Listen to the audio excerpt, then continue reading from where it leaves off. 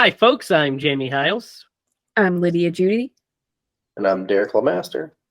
This is Scream Bloody Movies, the podcast where we review a horror movie each week, go over the horror news, and we find out who is Jane Doe. But we don't really know her name still, even after this episode, dear viewer.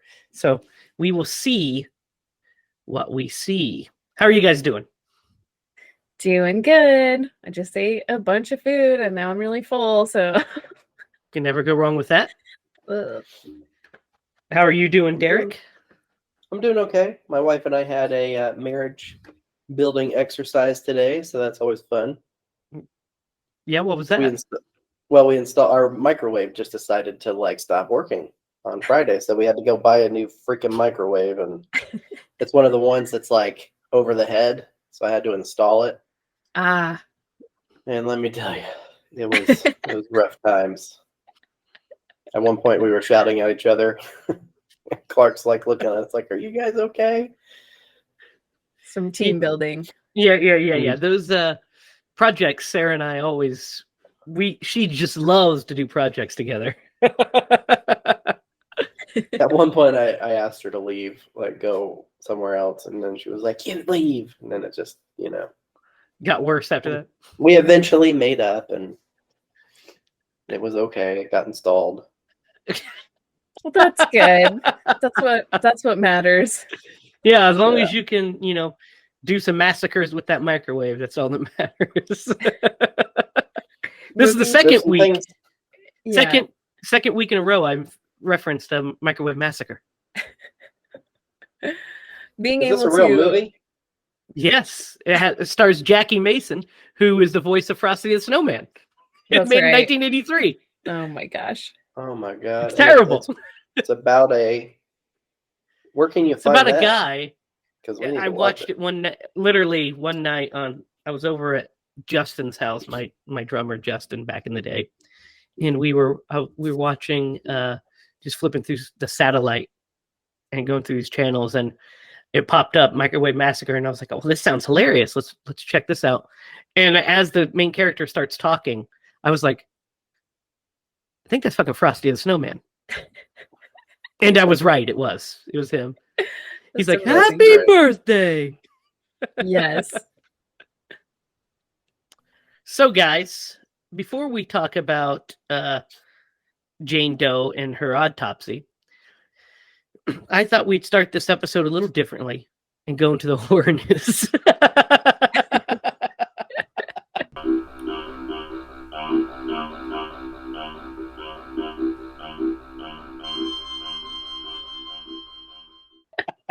You're deviating It's from so the plan. different. I don't know if I can So handle different. it. I know. It's off the plot.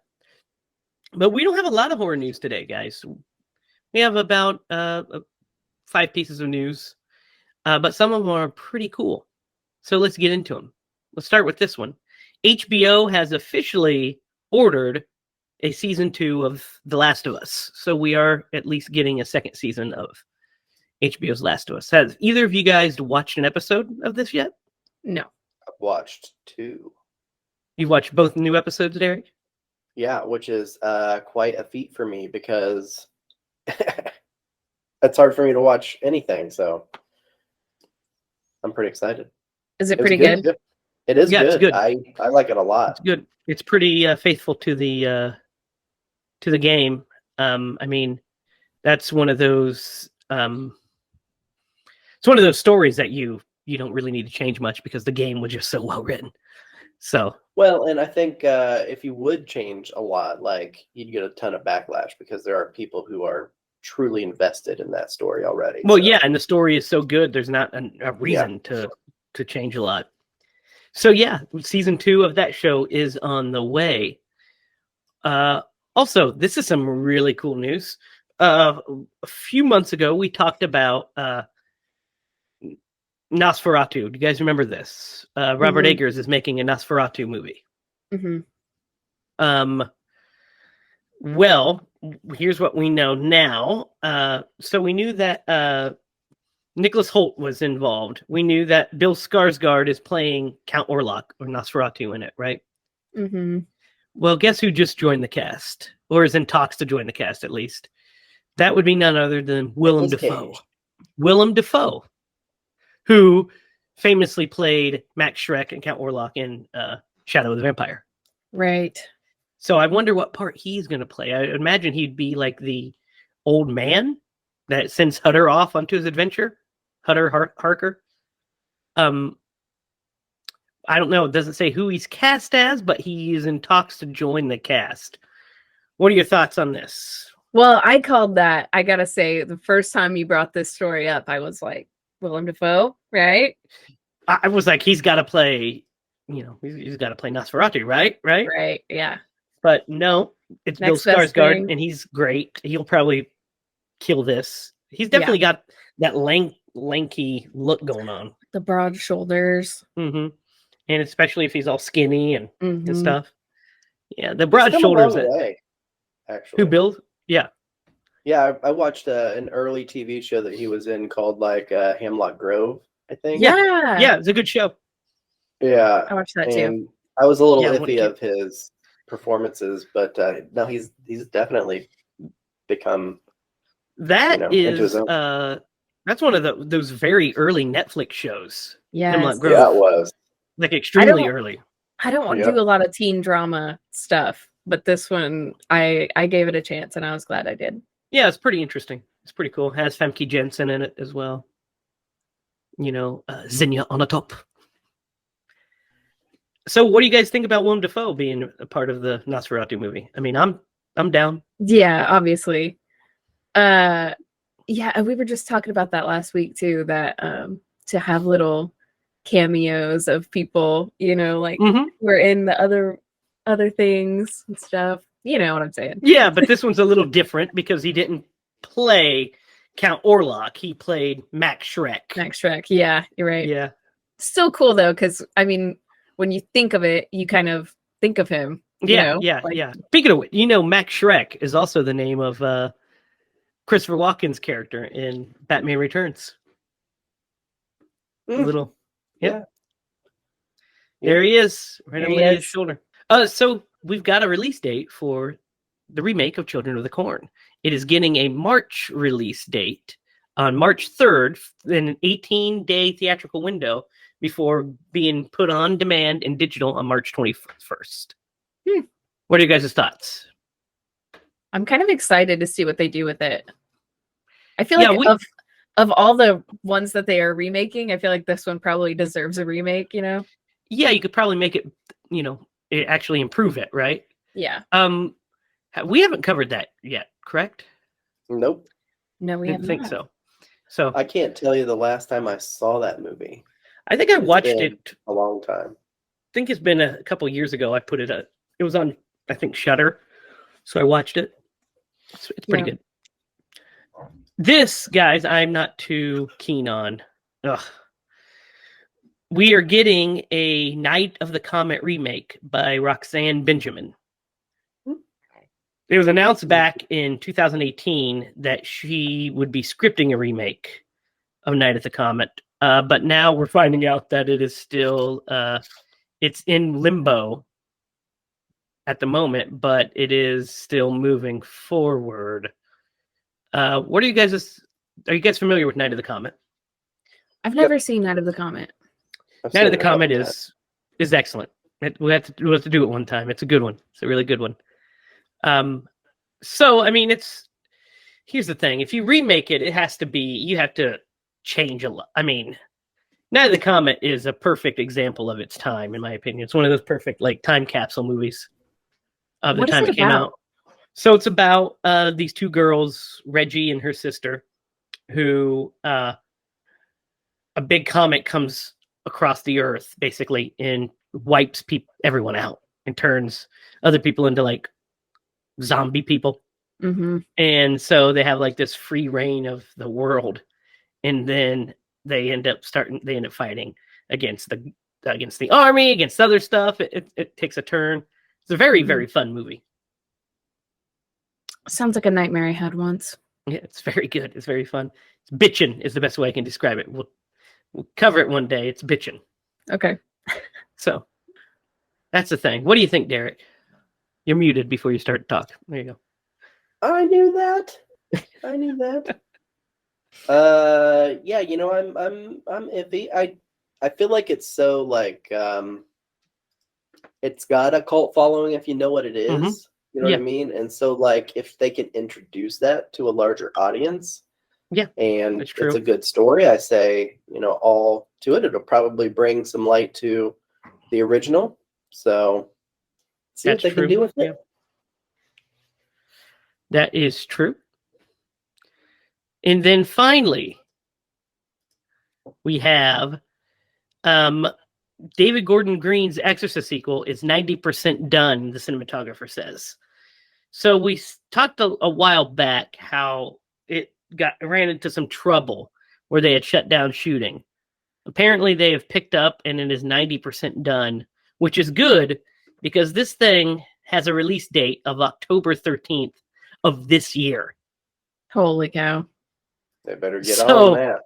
They got to turn that guy all the way around. So, your guys' thoughts on The Exorcist? Does that quick turnaround scare you at all?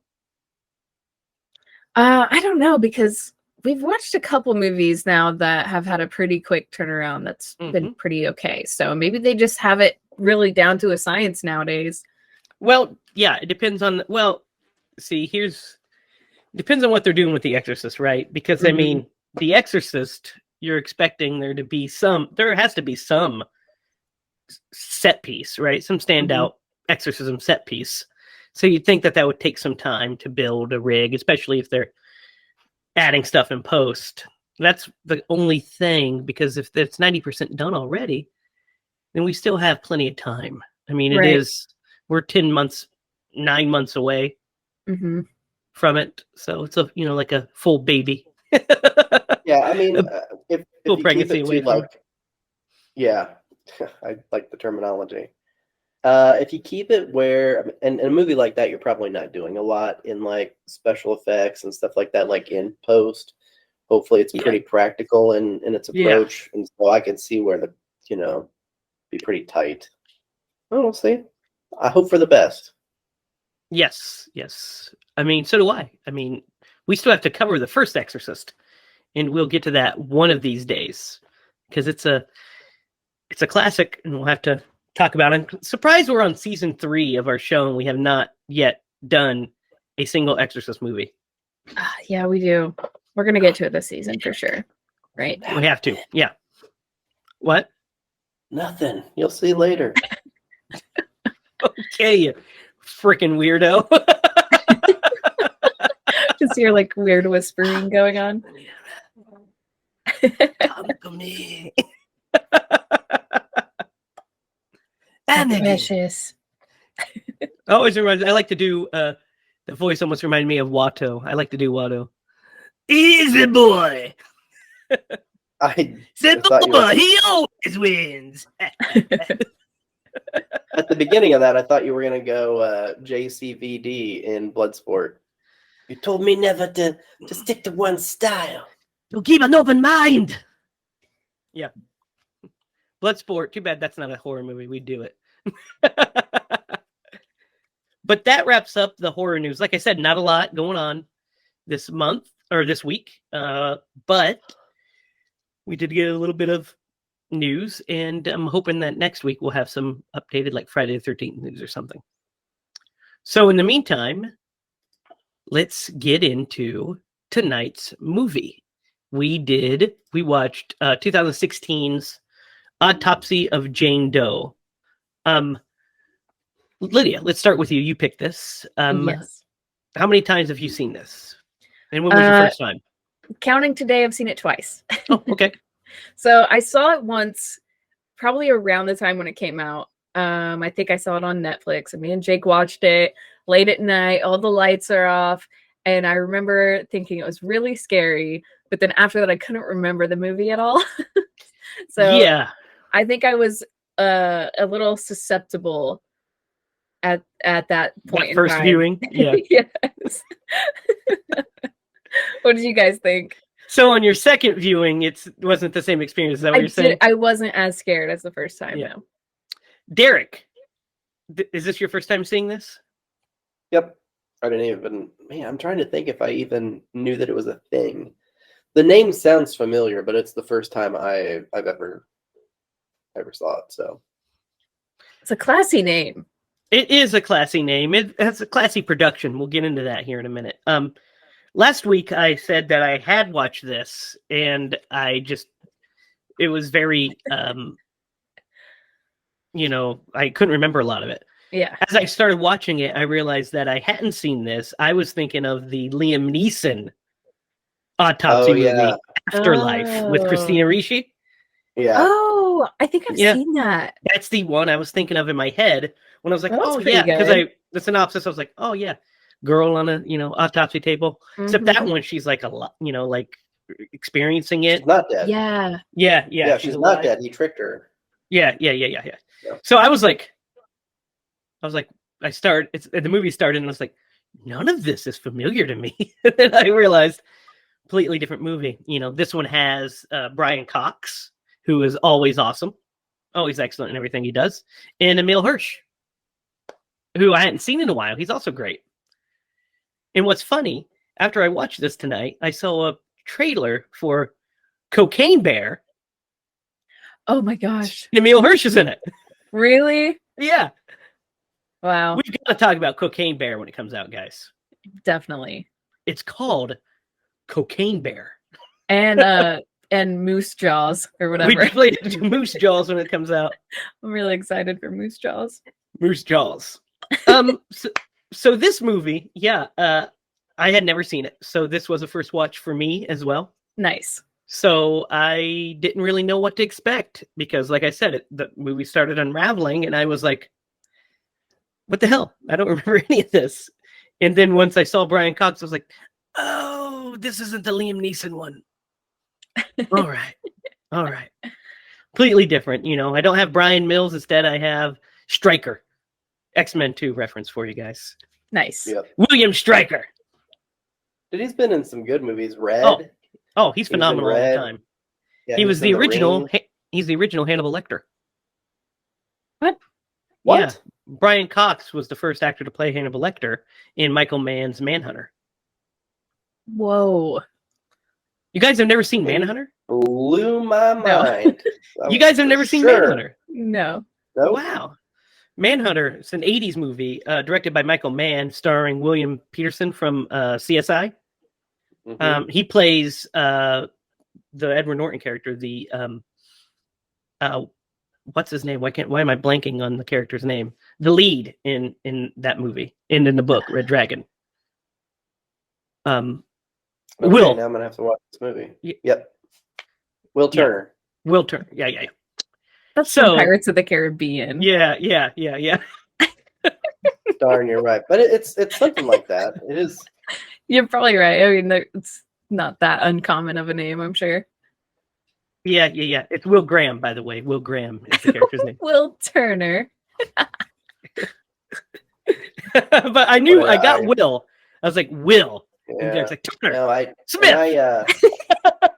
I remember that. No, I mean, I would have put money that was his name because I just I can see that scene. But anyway. Yeah. So he was the original Hannibal Lecter. Had a small part in Manhunter, and then Silence of the Lambs came out, and Tony Hopkins is Hannibal Lecter now. So, but that's an interesting little tidbit. Me and him are on a first name basis. Me and Mr. Hopkins hang out all the time. So me and Tony Hopkins, man. Tony H. T-Hop is what I usually call him. I'm like, T-Hop, you want to go out for some eggs and bacon? He's like, I would rather have a quiche. And I'm like, okay, I mean, whatever you want. And then he's like, I would rather have some fava beans with a nice Chianti. Mm-hmm. We're going to cut that out. We're going to cut all that out. It's all staying in. All staying in. That's all great stuff. Derek at the end of it went. I did what? I was coughing. I know, but he went. It's like an intense one. Whatever. Oh, classic. Let's talk about this movie, though, guys. Let's do it. the setup's interesting. So the opening is pretty cool because it's just like we're thrown in the middle of it in media res. We start and we're just like seeing a crime scene of an aftermath of whatever the fuck happened. We don't know. We just see dead bodies laying everywhere. We see bullet holes, and the sheriff's walking through all of it, trying to, gather all of it. He gets down to the basement and he sees a naked woman just laying half buried in the in the basement, just half buried in the dirt floor of the basement. And he's like, what the hell's going on? So we don't know, that's our setup. What did you think of this, like this opening just scene? Because I think it, and leading into when we meet our lead characters, is some really great cinematography and camera work. What do you guys think? What do you think, Derek? I thought it was a good setup. I would agree with that. I think the cinematography was really good. I love the characters. I love the acting in this movie, and we'll dive into that whenever we get introduced to the main characters. But it's also a very strange scenario to find a dead body. You don't really get any like explanation as to what's going on, and it's just we're right there with the sheriff. We just are thrown right in the middle of this. Like, I like when they point out that they're like, it doesn't look like if this was a break-in. Yeah, it almost looks like they were trying to get out. Yeah, they're trying to get out. Like, wait a minute. Okay, what are they getting out? Yeah, something's not good here. Yeah, and not not seeing this movie before, and this being the first time, I assumed when they were talking about that they were talking about she was trying to get out, and I don't know. That's where my mind went. It was like, this must be a movie where they kept her captive and for like years and years and whatnot. And she looks like a pretty fresh dead body. She doesn't even really look dead. Yeah, almost. That's how fresh she is. Yeah, exactly. And it's like, but the other people are like shot and like whatever else, They're like fucked up. Yeah, they're really messed up. So it's just a confusing crime scene. Yeah, they're all messed up, as our friend says on Night of the Living Dead. They're all messed up. Yeah, it's a great setup, and then we, like I said, we get these great shots of us like moving through the mortuary, and we see like the hallways and the lights and everything. So we're kind of taking our time just to get into the morgue part of the mortuary. And once we get there, we're introduced to our characters with some like rockin' music playing on the radio, and they're just over there, cutting up some dead folks. Doing their thing. My gosh, man.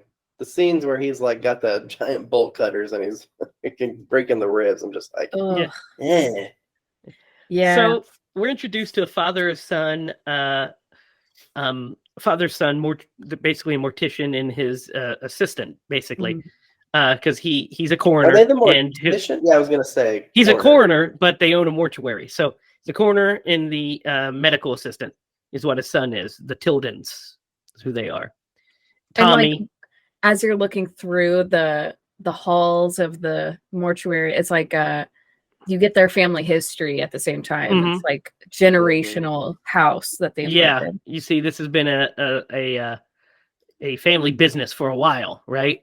I mean, like that they've been through this several times, and through the generations. Established a date? No, we didn't get an established date.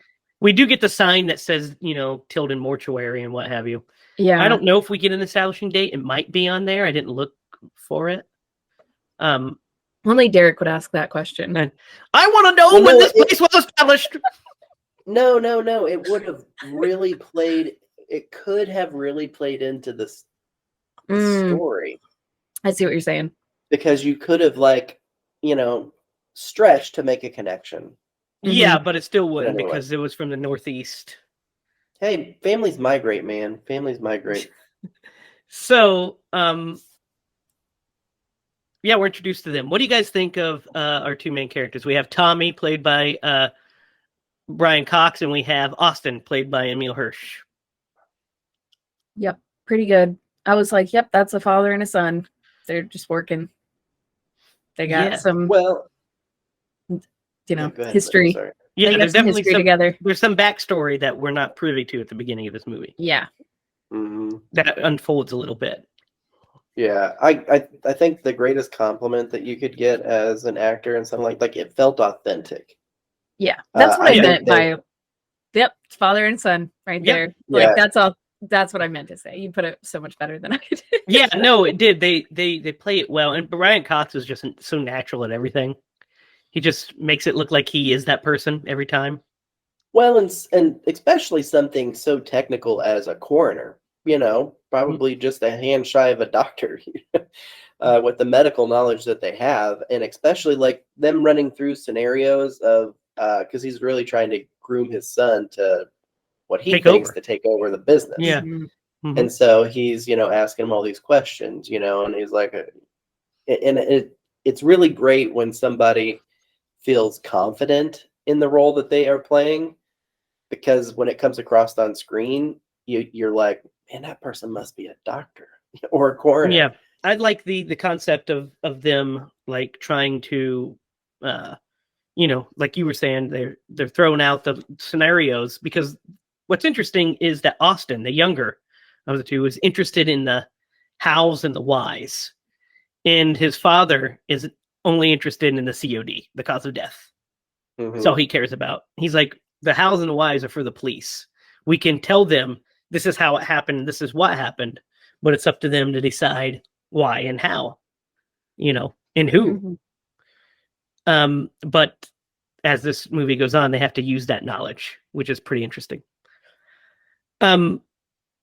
So that's our setup. And then we are introduced to his girlfriend, played by, her name is Emma. It's Ophelia Lovebound. And Lydia, you're going to love her name. Her actual character name is Emma Roberts. Oh, great. Yeah. And, what do you guys? So she comes in, and there's this scene where she's asking about the dead bodies and wants to see him. What do you guys think of this little section?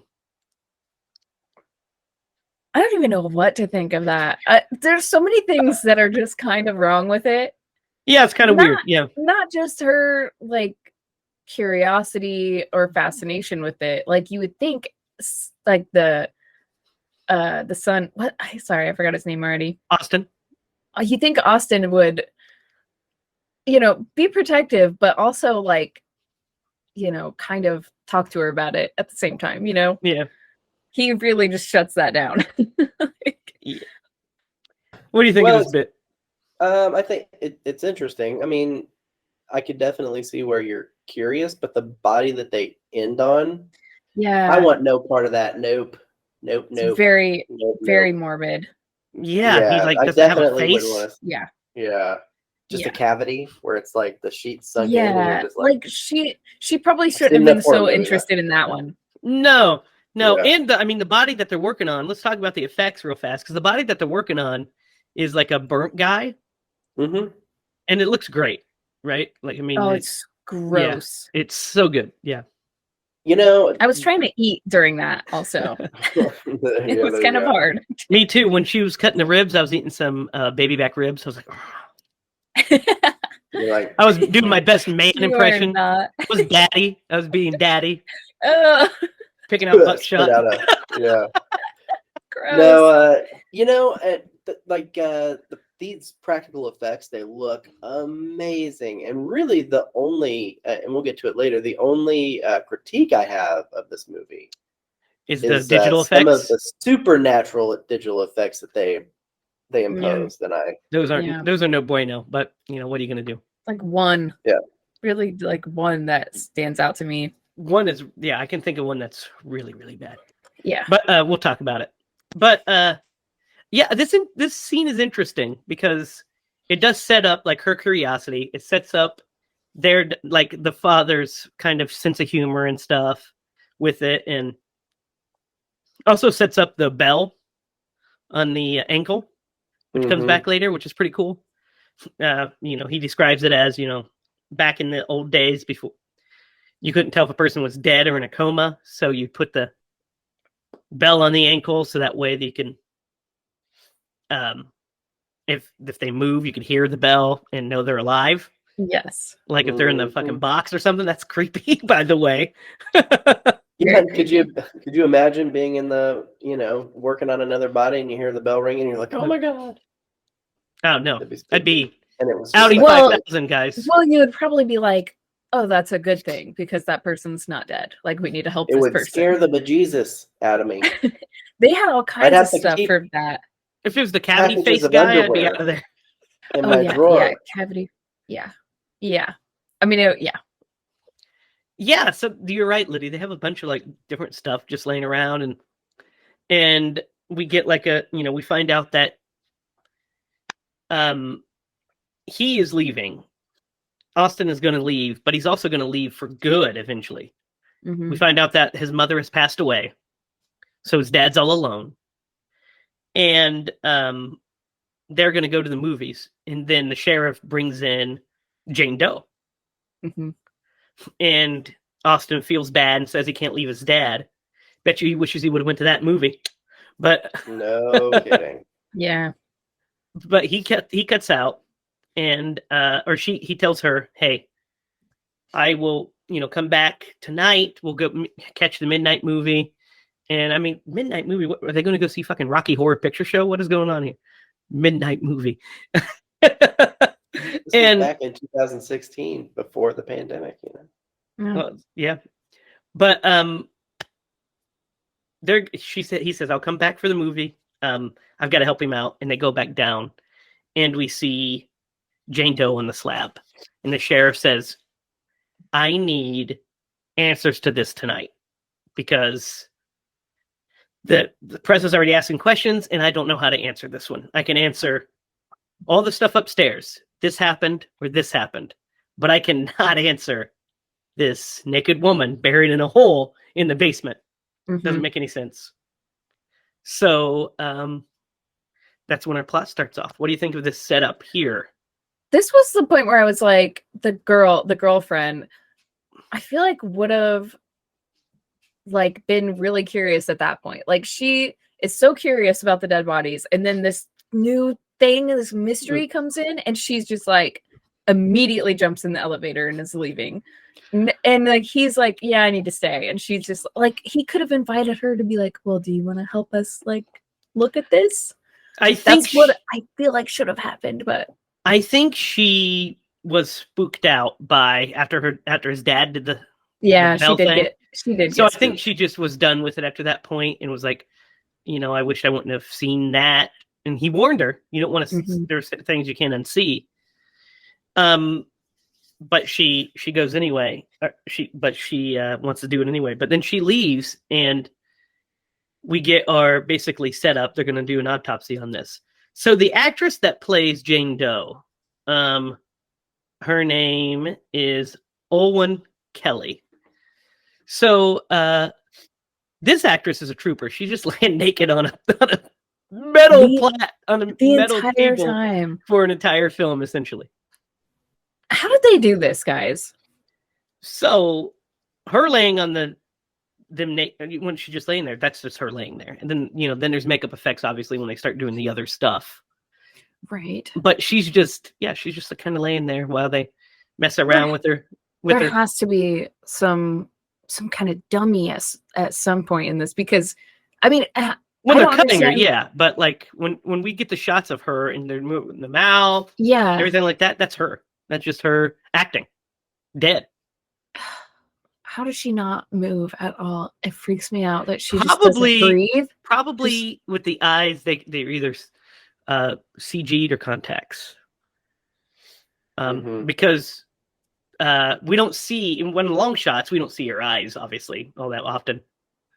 But when we do, close-ups, we get close-ups of her, obviously. But like her torso, like there's no way you can just not breathe. Oh, there's probably digital manipulation with that, I would imagine. Okay, that makes me feel better. There'd have to be. Yeah. They killed her. She's dead. She really is. She's just a really dead she's girl, really huh? dead. She does good at not breathing. That's Um, for sure. So what do you guys think of all this bit? Because we start to get like, they immediately start examining them, and we start to find like some weird shit with their body, like almost at Yeah. the outset. She's got peat moss in her hair and nails. Yes, which is not indigenous to that area. No. She has fractures in both her wrist and her ankles. Oh, how gross was that when he's moving that ankle bone Yeah, around? you see it. Mhm. Great effect. We see that she has her tongue cut off. Her tongue's been cut off. Did they imply ripped out? No, No, they he said it was cut. He said it because was there's cut. serrations. Yeah, Did they? because Okay. he said, well, could it have been bitten? He said, no, there's serrations here. Yeah. So violent. yeah, it was And definitely. then he checks her eye color, and he is startled and says, "Gray, Yeah, because they're glossed over, like foggy." like the clouding started, and she doesn't look fresh. She looks fresh enough that shouldn't have been happening yet. Mhm. But here she is, and then her waist is small, which they decide is probably from a corset. Mhm. Yep. And he's like, well, that hasn't been in fashion for about 200 years. Like, right, you are. Very true. And then so they start kind of piecing these little bits together, putting them on, and we get some like suspense scenes and whatever. The radio starts making noises, stuff like that. So they're about to cut into her. Go ahead, Lydia. Oh, the radio, just like Yeah. the song that keeps playing. Yeah, you are my sunshine. Or not Yeah. you're my sunshine. Let the sun shine in. Yes. Face it with a grin. You know that song. Yeah. Frowners never lose. Or smilers never lose. Song. Frowners never win, so let the sun shine in. Face it with a grin. Open up your heart and let the sun shine in. Yeah, I do. I don't know. I think I heard it as a child. Jake knew it. Yeah. Jake was singing it along with the movie. He and it was probably freaking me out. We probably heard it at that damn terrible church camp that we had to go to that one summer. He said that Nanny used to play it. Nanny probably did play it. That's torture. Yeah. It was- Yeah. We were like talking about how creepy it was, and he was like, "Why does Nanny have this creepy music all the time?" Nanny And I has was like, creepy. "It wasn't creepy like at the time." Nanny that has it came creepy out. dolls in her room. What are you talking about, Jake? They just fucking sit there with their dead eyes staring at you. Well, yeah, and so just to go back to how fresh this body seems, like when they go to start the autopsy and cut her, she starts bleeding. Yeah, and before they cut her, the radio starts singing and says, "Don't," Mhm. basically tells them not to do it, Mhm. and they do it anyway, of course. And Austin kind of picks up on it. He's like, "That's weird," and Tommy just like ignoring all of it, doesn't care about it. So yes, Derek, she starts to bleed, and he asks, Is this "That's," normal? and he's like, "Oh, I've seen it happen a few times. It's caused by pressure, blah blah." And then that's kind of all he says about it, And they take a sample of the blood. Yeah, he says that he's seen it a couple times, but usually like within an hour or two of being dead. Yeah. Because it is the buildup of pressure. But so he notes that it's a little weird. He also noted that her tongue, he had seen that before. So this is some great context to just how long he has been doing this and how much Mhm. experience he has, because he's like, oh, I've seen this tongue before, and it was on what was a sex trafficking. Yeah, he thinks the situation. wristbands are the same thing from sex Yep. trafficking. And so that was his first, I think, inclination of what this might be. But there's no bruising anywhere. The body, Yep. the outside of the body has no wounds. There's no wounds, not defensive wounds, no scratches, no bruising, nothing. Just broken bones, tongue cut off. A fly crawls out of her nose at one point. Oh, Gross. yeah, and she's bleeding. Starts to bleed, and a fly freaking crawls out of it, and then gets zapped immediately. Like you should have stayed in that nose, buddy. And then when they start cutting her open, they see a bunch of weird shit. They see that her lungs are blackened. Mhm. And he's like, wouldn't think of her as a smoker. And he said, you could smoke 10 packs a day for 30 years and not get your lungs this black. So this was caused by burning, but he's like, she would be engulfed in flames. I don't understand. Yeah. And then there's scarring on her organs. So that's weird. Then the next thing Like, they find, her heart had like little scars all over it, her lungs and her skin, everything in there had little scars. yeah, everything was scarred. And then they find, well, first when he opens up her throat, he finds a piece of cloth, like a thread. They put that over to the side. And then he finds, when he's cutting her open, he finds this shroud. Flower. Well, first the flower. Yes, finds the flower first. And they look that up and see where it originates from. Moonflower or something. Yeah. It's not the one that Mr. Wilson has. It's not that moonflower. The one that only, what is it? It blooms one night and then dies. Yep. And he misses it. Poor bastard. So He devastating. was devastated. He turns around, it's dying. He's like, oh. But so she finds a flower that was poison, essentially. Mm-hmm. And then but basically like leaves her paralyzed. And then they find a shroud that has like Roman numerals and shit written all over it. And inside of that is a molar, a tooth. And he takes it to her and realizes that it's her molar that was ripped out. So then he comes to the conclusion, hey, somebody had shoved this down her throat because this thread matches this. Somebody has literally shoved this down her throat deliberately. Why? What do you guys think of when the reveal happens? Because the reveal happens pretty quickly. Mm-hmm. What do you guys think of this? The reveal of like what Of has more, happened to her? like not the reveal of what happened to her, but all of this stuff. What were your guys' thoughts during this section? Derek, this is your first time watching it. Did you have any context? Did you know what was going on? No, I don't know that I knew what was going on at the time. I mean, maybe an inclination because I think at one point he said that, more like a ritual,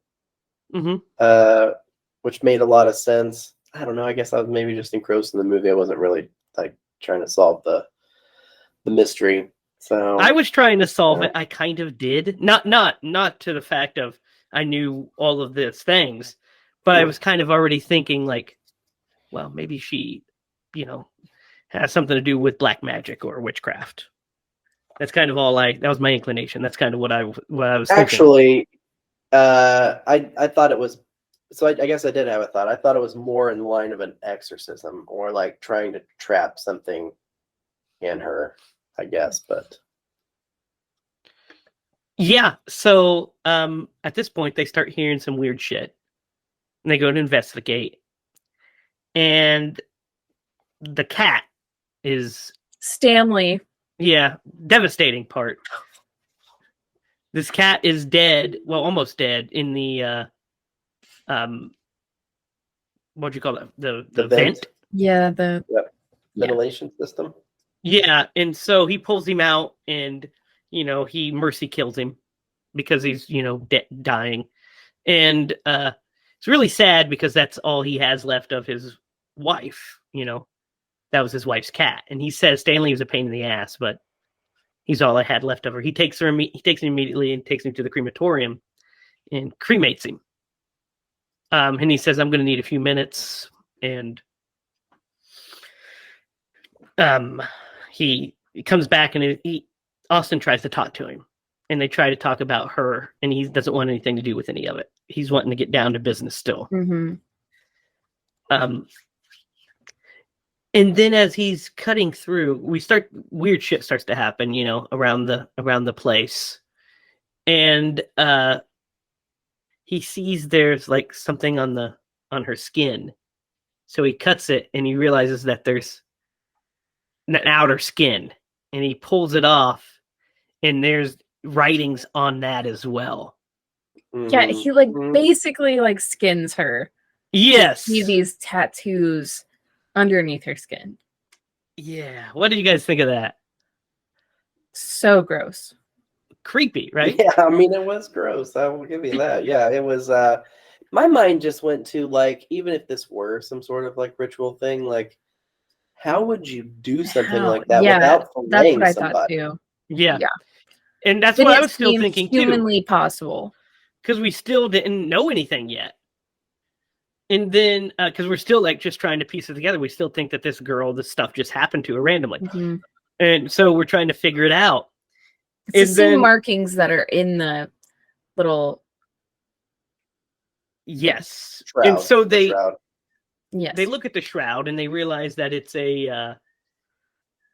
They end up deciphering it, right? Mm-hmm. Now, does this happen after they like get spooked the first time? This happens. Yeah. So this happens they decipher it after the after the first big scare, like after the fire thing happens. So okay, so we missed a few little points of this movie so far, like the storm that's going on outside. Yes. Yeah, so they're getting weather reports of a big storm, and then all of the everything starts to go haywire, and all of the lights just shatter in the room, and they're in complete darkness. And that's when we get like this extended like chase scene, essentially. Like they're trying to make it to, they have no signal on their phone. They try to leave because he's like, let's get the fuck out of here. Because Austin wants to get out earlier. He's like, let's go. And then after that happens, his dad says, let's get the fuck out of here. Mm-hmm. And they go to the door and they can't open it because the big oak had fallen and they can't get in due to the heavy storm. So they go to the landline and they try to call the sheriff. They get through to him. But he can't hear them. And we hear something outside in the hall, so they block it off and everything. They heard something before they got in that office. Yeah, they could hear it. The bell. Something. They heard the bell. Yeah. And then they hear it more after they realize they're stuck. Yeah. And this is one of the like nice little jump scares that occur in this movie is the shower scene. Yeah. So exactly. Yeah, it is a good bit where they're, because he's in the bathroom because he had cut himself on her when he was working on her rib. He cut himself, so he wrapped it, but he's in there cleaning it in the bathroom, and Austin sees somebody in the shower curtain, and his dad rips it open, and he's like, "Dad, there's nobody there," and then he gets yanked backwards. That's an effective scare. That's a good scare. Yeah. And he sees some creature with gray eyes over him. It's like one of those weird CG things. I must have looked away for like a second because I did not catch that. Yeah, it's like a creature looks at him with the gray eye, and then that's when he said it's her. That's when he realizes that it's her. Mm-hmm. She is what's causing it. And he's like, she has the same cloudy eyes. I saw her. We've got to, what are we going to do? We've got to get rid of her, essentially. So they go back to the place, back to the morgue, essentially, they're going to push her into the crematorium to burn her. Well, then the doors latch and he can't get out. So he grabs the axe and he starts chopping away at it. And he hears something on the other side of the door, and he sees something. What do you guys think of this bit? This was the cheesy bit I was thinking of the CG that probably shouldn't have been there. There was this, and there was a smoke scene that really like. Oh, we're getting to the smoke scene here in a minute. Yeah. But and this was supposed to be of the the missing face guy, I think. Yeah, Mhm. yeah. Yeah. It's, I mean, yeah, you know, Oh wait, this was the Stitch, the woman yeah. with Stitch lit. face and The eyes. yeah, Oh, yeah, the yeah, Stitch yeah. lady. Yeah, yeah, Because she like comes back and is like, meh, and like opens her yeah. mouth, Opens her and it mouth. Yeah, rips off her skin, rips it. which I rips thought it out. was really cool. Was Mhm. redeeming of the CG. Yeah, that's a really cool bit. You know Yeah, what I mean? yeah. And then, so he's like, "Fuck this," and he pours stuff on her to light her up. And then his dad lights a whole matchbook and lights her on fire. But it instantly, as soon as she starts to burn, it starts to catch the entire room on fire. So they're like, "Oh shit!" Well, everything. So he pulls out the fire extinguisher and flames her out. What'd you guys think of that bit of her like catching when she catches fire? Everything catches fire. I thought it What was do you think that cool. means? The camera gets destroyed that they've been filming the entire time, so you're like, no. Yep. And then like seeing the flames on her just start to just go down, like not While even they're like putting out the other flames. Yeah. mhm. She is like putting herself out kind of, and I thought that was pretty cool looking. Yeah. So she's out, and they're like, "Well, what do we do now?" So they're still trying to. They're like, the only thing we can do is we've got to figure it out. Got to figure out what's happening. This is where we find out like what happened to the mom. Yes. Well, first we they return. Because they're in the elevator. That's where Yes. they end up. Yes, they're in the elevator. They get chased into the elevator, and they hear the bell coming. Yeah. And they are freaked He still out. has the hatchet. He has the axe still, and he tries to take out the missing face guy, but instead he kills his son's girlfriend. Mm-hmm. What do you guys think of this bit? It kind of annoyed me a little bit, but what do you think? Yeah, it is. It's kind of annoying. It's kind of like I saw it coming from a mile away. Yeah, one of those. What is that? I mean, that must be in another movie for Millions us of to movies. just kind of Millions of movies. Yeah. jump to that, but yeah. What'd you think, It was Derek? kinda like, oh. I thought it, especially because like he kind of blindly puts his hand through the door and like does it. He's not actually looking at her. I don't know. I was kind of hoping it wasn't her, that it was more like an illusion. Illusion, yeah. Yeah, because it's just like, why do that? It should have been an illusion.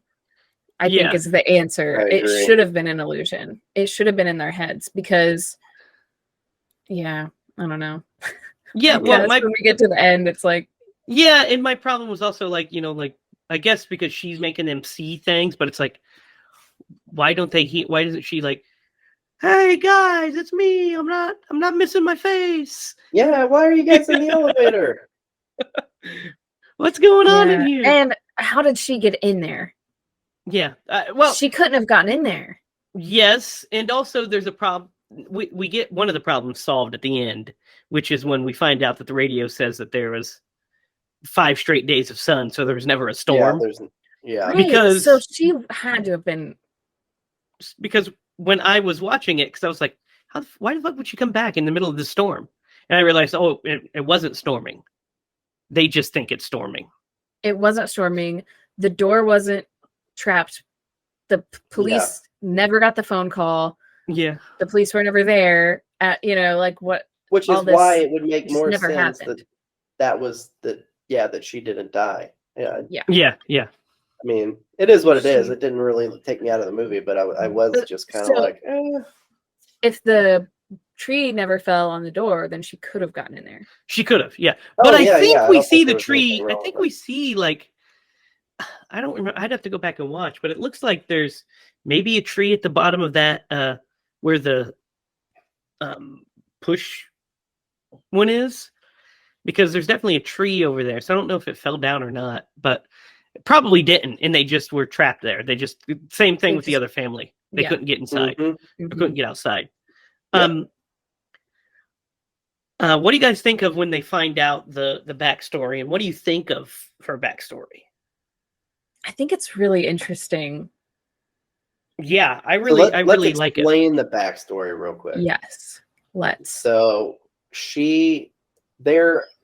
they discovered, like, because there's references to a specific passage in the Bible, Leviticus, and that yeah. Leviticus, and it references witches, and so because it's brought up that his dad doesn't think, because I think whenever they're talking about the flower, he's like, oh, he makes some reference to the Salem witch trials, and he was like, oh, just innocent young girls who were put on trial. So their assumption is that witches didn't exist, and these people created this witch by performing this ritual on her, assuming that she was one.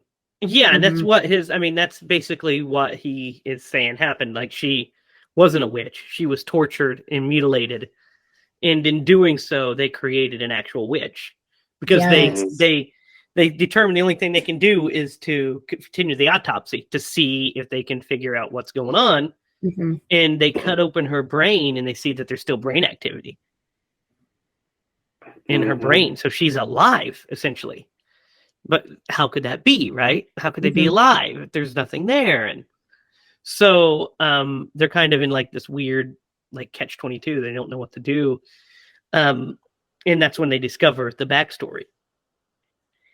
So then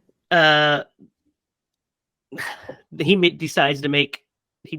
thinks he knows what he has to do to win, right? What do you guys think of the sacrifice that he makes? It's Go ahead. smart. I think it's smart. Well, as long as she would hold up her end of the bargain, right? Right. Yeah, that's kind exactly what I was gonna say. Like, it made sense from a storytelling perspective, and it is the greatest gift that you could give to your child is the That and sacrifice. PS5s, Anyway, yeah. if you can find one. Yeah. But then it like is completely negated at the end, Which kind of when- annoys me a little bit. It Yeah. annoys me that too. that did annoy me too. Good. We all And agree. also, there's a part that doesn't make any sense, because whenever he does sacrifice and he starts to experience the trauma, essentially it's like a transfer. I'm transferring this trauma over to you. She starts to heal, and there's a point where her Yeah. eyes even start to heal. Yeah, and then which is weird. I thought she was going to get up and get off the table or something. I did too. I thought, oh, okay, this was, he's going to give her life back, but Yeah, but that doesn't even happen. It's just like, no. it's kind of pointless because none of those things happen, because then he dies. Mhm. He stabs him to end his misery. Yeah. Because he's being tortured. He kills him. And then Well, everything turns back on in the room. maybe The that's lights turn back. the reason. Yeah, maybe that is the reason. But because the lights turn back on, and then he thinks he hears a sheriff outside. So he tries to go to the door to open it, and it's like her messing with him again. And then he sees a vision of his dad, and it scares him, and he falls off the ledge and dies. Yeah. So we're all in agreement that we don't like that. Yeah. Yeah. It's pretty dumb. Seeing a vision of his dad, or like, because it's almost like he should now be the witch, Right. because he has the foggy eyes now. Yeah. That's how I took it. And then they immediately were like, never mind.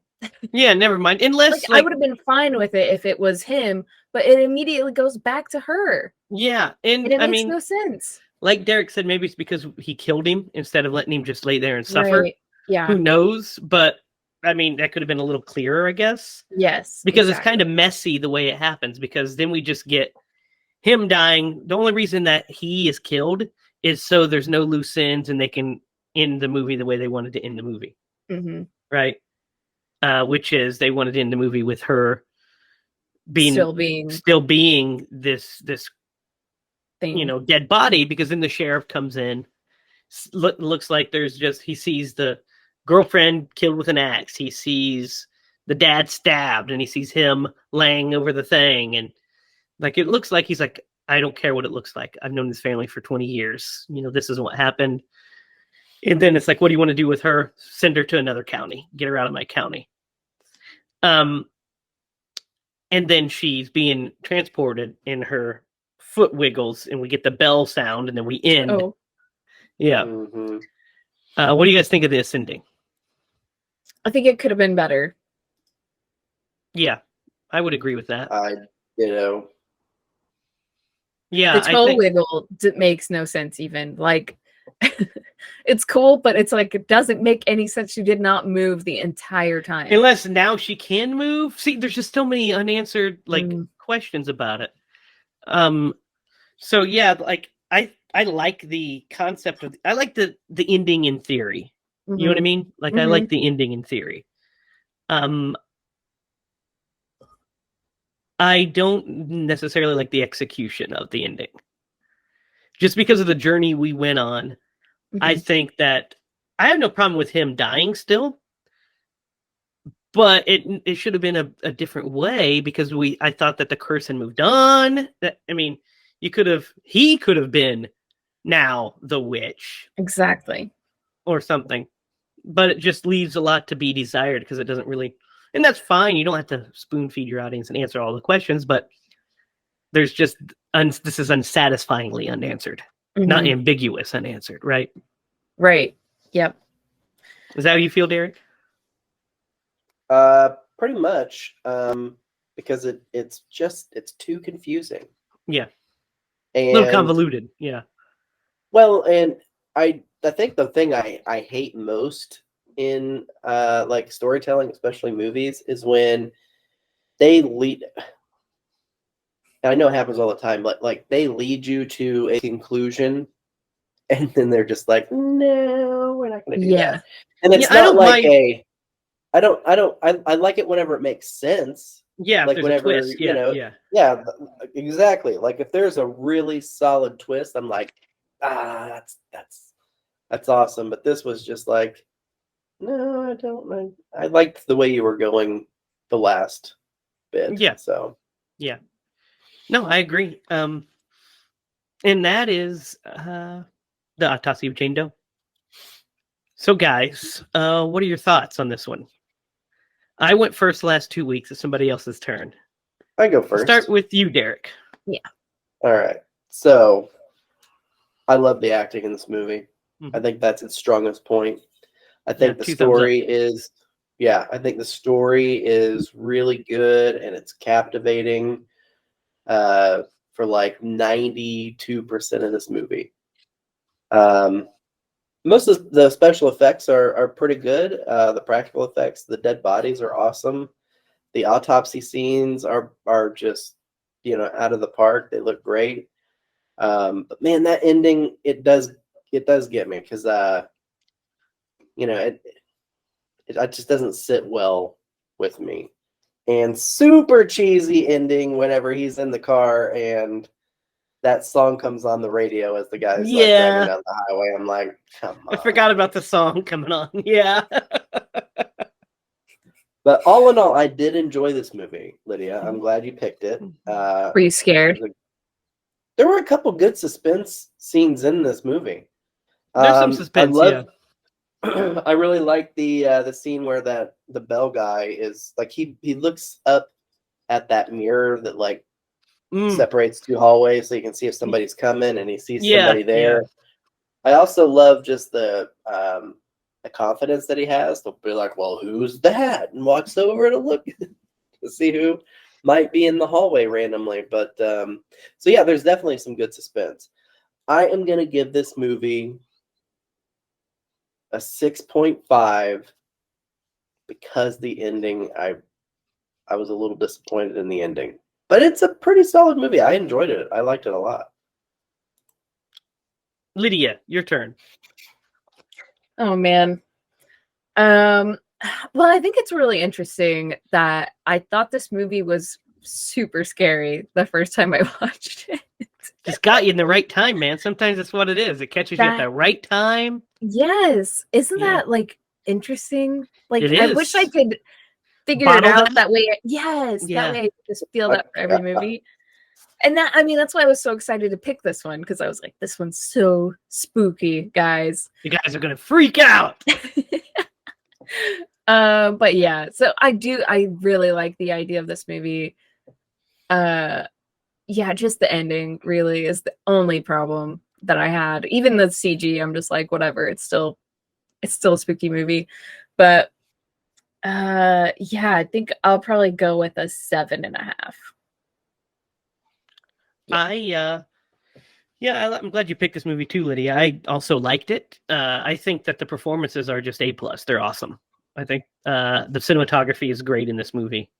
I think there's some really great shots. It's especially the beginning of this movie when that immediately captivated me. I was like, man, this is really good shots. This is really interesting. And then the character dynamics pulled me in. All the acting, even from our corpse, is amazing.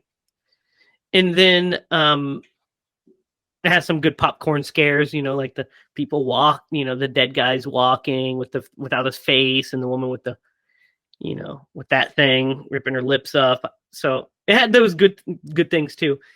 I also agree the ending just doesn't do it for me. It's the execution. Like I said, it's not necessarily on paper, I think I like the idea if it was more fleshed out and kind of less confusing. Mm-hmm.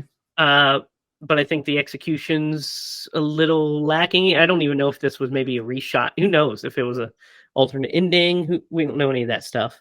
Mm-hmm. But Derek's right. When the Sunshine In song starts playing again, it is kind of like fucking goes full blown Jeepers Creepers on us. So Jeepers Creepers, and you're just like, oh no. And it would have been just as effective to just have her just panning through to her on the thing, because we know what that means. We know what that means, just as effective. But I agree with both of you. I'm right there with both of you. I'm also going to give it a 6.5. So like right there with you guys, because I really like it. There's some just great stuff in it, and then there's the ending just really dinks it for me, guys. It really does. But it's still a really cool movie, and I'm glad we watched it. If we were doing acting, this would get a 10. Yeah. 10 out of 10 on acting, for sure. And the writing's pretty solid, too, through most of it, and the directing's great. Yeah, those mofos knock it out of the park. I loved that duo. I think they did a great job. Yeah.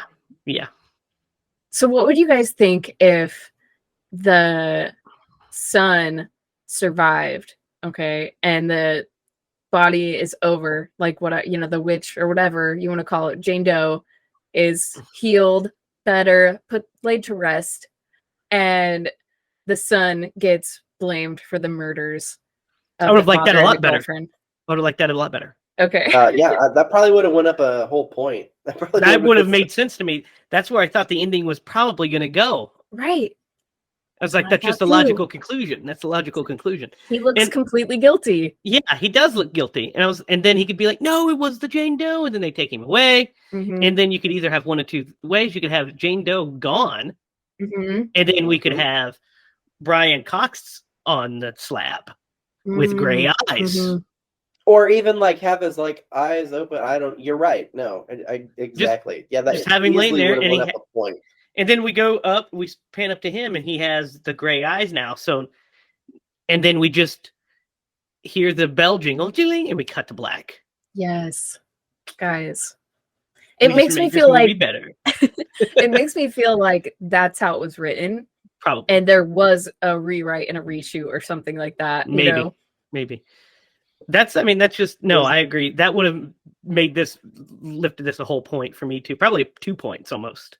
Yeah. Or maybe it just wasn't maybe that's not original enough. Like maybe that's too obvious. Maybe, but kind of not. I mean, because if you have her heal completely and leave, and then he is now, that's pretty cool, right? Because then he takes over her spot and the curse continues now. The curse is still out there. She's freed from her curse and he's blamed. So you kind of get all of your endings together. You play with everything that way. Yeah. Nice, tidy bow. Good to You know, go. next time they should just run this shit by us, and we'll just I tell mean, them how it is. basically, it's how it goes. I'm not trying to tell people how to make their own movies, of course. This is the movie they chose. That's how they chose it. I maybe would have done something different. Obviously, I would have. I would have done exactly what I just said if I was the one directing this movie. We are professional movie critics at this point, I would say. Yeah. I mean, we are 3 seasons deep at this point. 3 seasons. That is the Autopsy of Jane Doe. It's a good one. It really is. Really good one. Guys, who would Tom Atkins play in this film?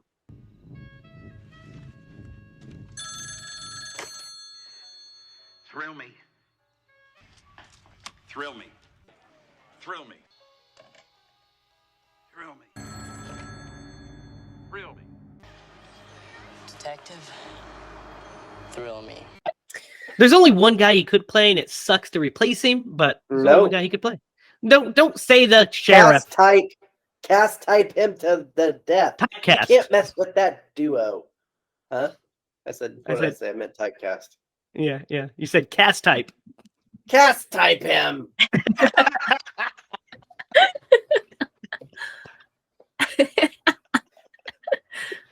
Do it. Typecast him. Because You can make him the sheriff, sure. duo. Yeah, But I would like to see him take a swing at being the dad. I think he would knock it out of the park. yeah, I could see him as either. Yeah. Yeah, Brian Cox is great in this. I wouldn't want to replace him, but Yeah. At least he wouldn't die if he was the sheriff, right? that's true. He could be in the sequel. Jane Doe Returns. John Doe. Another Autopsy of Jane Doe. Yeah. Autopsy the second. All right, Derek, it is your turn to pick this week's movie. What are we going to watch this week? Are you sure it's Derek's turn? It is I'm Derek's sure it turn. is my turn. I don't know. You picked this. That doesn't sound right. I picked Sick. Oh, Unfortunately, shoot, you're right. it's his turn. Yeah. Damn it. Yeah, I All right, know. what do you got, Derek? Do you remember what I I'm just said not- it would be? Yeah, you said it was going to be Critters 3 or some shit. No, I did allude to it, but I didn't say that. Originally, I thought, man, we should get some tomatoes up in this bee. Oh, that's right. Yeah. Oh gosh. But then I second guessed myself because, you know, who wants to actually watch that movie? I'm gonna go a little. I'm gonna deviate a little bit. I'm gonna go with a. Actually, I think there was a comment involved. Emilio Estevez. Oh. What are the turkey cutter? Mhm. I don't know what to- Yeah. Anyway, we're gonna do Maximum Overdrive. Yes. Yeah. One of my Okay. Now favorites. we're talking. Gonna get us a full-on moron movie. I like it. The only Stephen King's actual words. what do you say? He called it a moron movie. A moron movie. I mean, he's the one who directed it, so I know. He said he was trying to make a moron movie, you know, that you could just sit around and enjoy. Could didn't like somebody lose an eye or something like that, or a hand? Yes. What? In The the making of this movie? cinematographer for Maximum Overdrive lost his eye. That is true. During the lawnmower scene. Oh my Yep. god. You didn't know this, Lydia? No. Yeah. So what happened is the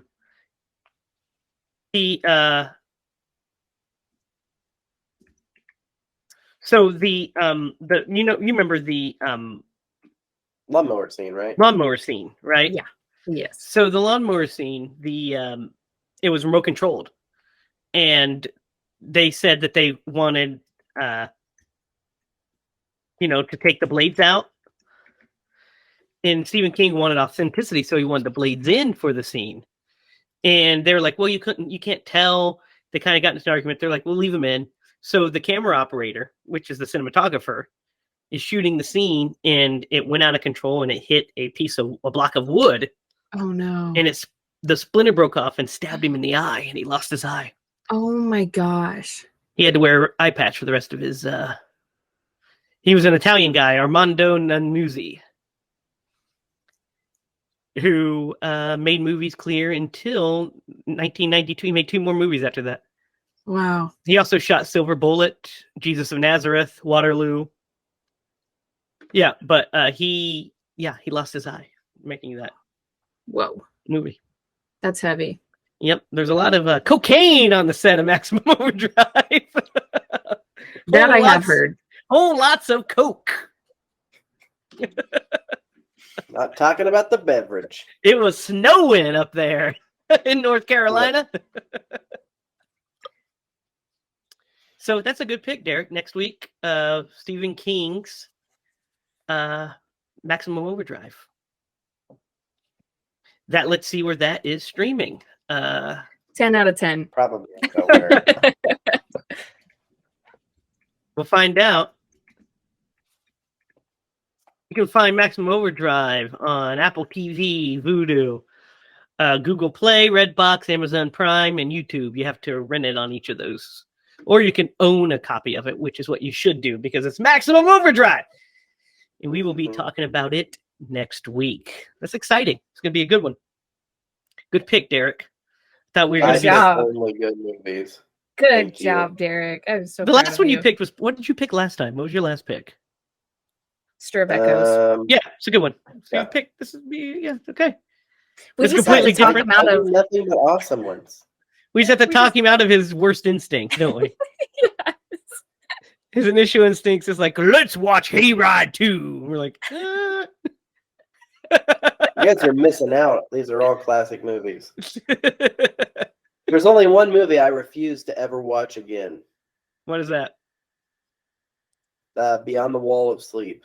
Never will I That ever is a rough one. That is a watch rough one. that. POS. I don't own a VCR. I can't use it as a pillow, so I do. I own one. So yeah, that's a Jamie, good pick. Yes. do you have any movies that you will never watch again? You refuse. I don't know, man. I'm kind of, well, I mean, Lumberjack Man. that's a yearly rotation for me. I will no, I probably mean, never. I just, Go ahead. Sorry. I don't. ahead. I'm sure there's some. There's probably one that I was like, this is the worst thing. You know what? It's probably not even a horror movie. God, what was the? Well, there's a superhero movie or something. I know that is really bad to me. That I watched it once and then I tried to. Fantastic Four, the Four Stick. That's pretty bad. I've watched it twice. First time I was like, oh my god, this is terrible. Second time I was like, The you know what? most Let me give recent it. one? Yeah, it's like let me give it another shot, and it's just really Oh, bad. man. But it's Yeah, not like what- painful to watch. It's just really boring, and I think that's the cardinal sin of making a movie is if it's boring. How about you? I don't know. I usually I probably know one I'll never Lumberjack watch Man. again. Yeah. I was gonna say Rawhead Rex. I think I'd rather watch Rawhead Rex than Lumberjack Man. Yeah, I mean, you have a hatred of popcorn too. Lydia. Yeah, I don't like popcorn either. Lydia. I also didn't like Creep. I did not like watching Creep. I really creeped Ooh, me yeah, out a lot. We'll have to do that. Actually, you're gonna have to watch it when we do the podcast. I don't want to do it. I don't We're want gonna to have to do it at some point. It's a good one. No. No. I'm gonna call in sick that day. That movie made me nauseous. It freaked me out so bad. See, that's a good thing, though. That's what we want. Is the scares, not the. Oh God, we have to watch this again. It'd be way worse. Yeah, like popcorn and Lumberjack Man would be like, no. LBJ Man. Like how it's LBJ, even though it's Lumberjack Man. There's not an M in there at all. And it's just got like 9 million views. Yeah. You're just People jealous. love that. Yeah, exactly. Don't know what happened there. Don't be hating. All right, Derek, do you have a story tonight? Well, I could tell you about the time that I lost my grandpa's ladder. Okay. That's a good Okay. one. Sounds interesting. I'm glad you didn't Oh. follow that up with the word virginity. That's where I thought you were going. I don't know why, but I thought you were going to say like urn or something. And I was Oh, like, I oh thought- no. I thought he was going to say His when I urn. lost my virginity, but then he said my grandfather's urn. And he could have said anything. Could have said anything there. He said No. ladder? That's Yeah, not what I was lo- going to guess. I lost his ladder. So, okay.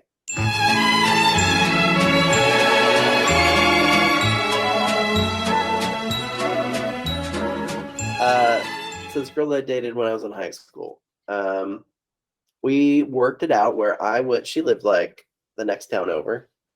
And so I would come and visit her in the late evenings. And so the first time, I don't know why that I she let went- you. yeah, me neither. I don't know, but I'm glad she Continue, did. sorry. It was fun while it lasted. But so, what was I saying? Okay, so like the first time I went there, it was fine. I don't know what happened after this, but like they had this picnic table in the back, right? And her room was kind of a split level where part of the where the entertainment room would be in the basement, and then she was right above it. So she wasn't on the second floor. She was on like a floor and a half up. And so the Right. first night I came over there and I pulled the picnic table over to her window, and I was able to like jump up and like pull myself up through her window, right? It's no big deal. Athletic. I don't Nice. know. Yeah, so like it must have mentally got to me, because after that it was just like, man, I don't think I can do it, even though I just did it. So like one time she like tried to she had this cat, and she like gave me his like tower, and I like climbed up it that way. And then I was like, man, Rapunzel, give me your cat tower. I will Oh my climb up gosh. your window. But so I was like, you know what? I'm just going to solve this issue. I'm going to take my grandpa's ladder out there. And so I definitely did. If you're a neighbor, I mean, this was in a neighborhood, man. If you're a neighbor and you're like drinking milk at like 11 o'clock at night, and you're just like, what's going on over there? But anyway, I'm like climbing up her room, and I didn't want to take this ladder home because I was like, I'm going to do this again. So like, I'm a fucking idiot, dude. I just like left my grandpa's ladder, like, I don't know, in the middle of this field. Like, I'll go back and get it. Why didn't you just take it back? I Why don't didn't know, you just Lydia. put it beside her house or something? I didn't want to leave it beside her house because her dad would have been like, "Why is this a ladder that's not mine?" Oh, like yeah, that's outside pretty of her. obvious. Maybe. Yeah. But it's or taking it with you, like Lydia said. I definitely Either should would have be taken it with me, because leaving I'm you in sure the my field. grandpa was like, "Where the fuck's my ladder at?" But anyway, so I like left it in the middle of the field, and man, when I came back one time, it wasn't there. I was like, "No, somebody took that ladder." Oh my gosh, somebody saw it and took it. They probably and so I got a ride out there because I didn't have a car at the time, which is issue number one. And then my buddy who was supposed to this was before like cell phones were really prevalent. He was supposed to come and get me, but he never showed up. He overslept. And so like I had to, luckily I knew it was actually a mutual friend of her and I that we knew independently. I like walked down to her, which she used to be her babysitter. Like this girl that I walked to her house used to babysit my girlfriend. And so like it's 6:30 in the morning, and I like knock on her door, and her mom answers, and I was like, is Heather here? And Heather's like, what's going on? And I was telling her a story. Her mom overheard all this, and she was like, oh my God, I gotta go tell her parents. I'm like, no, please don't do that. Don't tell her. My God. Don't tell her parents I gosh. was sneaking in her bedroom at night. What are you, crazy lady? You trying to get me killed or something? Yeah, but Yeah. luckily Heather was amazing, and she decided she took me home, and I survived, and I didn't get killed by her dad. Which, by the way, I'm definitely putting bars on my daughter's window. Ain't none of that shit going on in my house. Oh, they'll find a way, Derek. Life finds a way. I just watched Jurassic No Park. way, Jose. Nice. We have to do that for the show at one point. Yes. What is So I have a window story. Okay. If you guys want to hear it, it's not super Go for exciting, it. but I did get stuck in a window one time. Oh, I got very stuck in a small window. What? Yeah. I got I was another living- window story after this. I was living with my cousin at the time, and she worked really late at night, and I got to the house and like I had locked myself out. I didn't have a key to get in. So I was like, I know this one window is unlocked. So I'm literally like stacking stuff up. are you doing a Marv? Are you pulling a Marv? Basically, like I stacked like I don't even know, like a chair onto some like bricks onto a bucket Oh, to get up to this window. And I have a terrible fear of heights. Like I can barely stand on a chair without like Freaking getting out? dizzy. So like I get up into this window and I get maneuvered myself, and it's probably elbow, like it's small. But I'm like, I can definitely get in there, I could fit in it. But it's just like a little bedroom window. It's my cousin's bedroom, and there's a bed right there. So I'm like, I'll just get up and just roll straight onto the bed. Easy. Easy peasy. So I get up and get myself like my waist onto the thing, and then realize I can't get my legs up into the window, and I can't like maneuver myself with my arms. So I'm stuck with like my waist with my legs literally kicking out of like Oh my God. like this high window where like if any of the neighbors looked out and just saw my legs like flailing, like me just trying, like, because I'm like, okay, so I'll get my knee up so that I can push myself with my legs. My knee would not fit in the window like that. So I was just stuck there. And their dog hears me, this big German Shepherd, okay, hears me breaking into their bedroom. And just comes, and she recognized me, thank God. But she starts licking my bite face your while face I'm off? stuck. Yeah. She's licking me. So I'm just like, I don't know how long I was stuck there, but it literally felt like an eternity. That's And terrible. I finally was able to just adrenaline, just push myself into this window. I don't even know. Wow. I was sick for the next like week and a half because of my stomach being on that window. Like I like bruised my like organs or something. It was so messed up. I had to lesson learned. Keep my key where I need it. I had Don't to lock yourself out. had to climb up into my window before too at my mom's house back in the day. I was locked out of the house similar to you, but we were doing work on the side of the house. So there was a scaffolding. And I climbed up the scaffolding in through my mom's bedroom window. That's how we would get in. Well, one day, Mom locked the window. Oh no. So I went to the house and I climbed up the scaffolding. Couldn't get through the window. So I've tried all the windows on the side. It's me and Andrew. And we're in high school, early high school.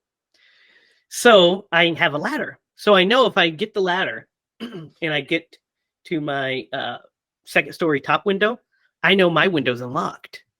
So I'm getting a ladder and we're erecting it up and getting it, lengthwise where it needs to be. And I'm about to climb up and the freaking cop pulls up.